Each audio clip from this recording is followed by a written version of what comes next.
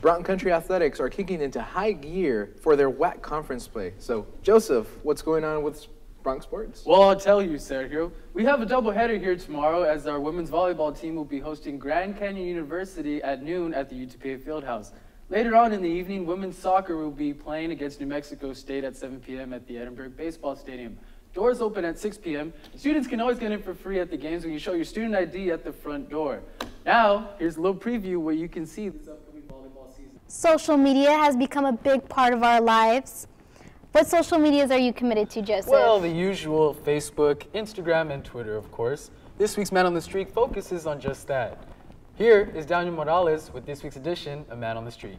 We want to thank you for joining us on this week's edition of Bronx TV News. If you have a story idea, go ahead and let us know on our Facebook page at facebook.com/BronxRadioTV. Or you can visit the Bronx page at utpa.edu/BRTV. You can also check us out on Twitter at Bronx Radio TV. Use the hashtag StoryIdea to let us know of any stories that you would like us to cover. Stay tuned after this broadcast. Bronx TV in Spanish is heading your way. For Bronx TV, I'm Jennifer Galindo. And I'm Joseph Tello. And the women's team also has quite a few games under their belt. How are they doing? Well, the women's team is off to a hot start, too. They're 3-0 as well. They're coming off a huge home win in which they beat the Eastern Michigan Eagles 81-75.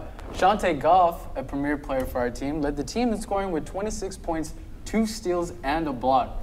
Pretty interesting stuff right there. They will play number 6 Texas tonight at 7 as well.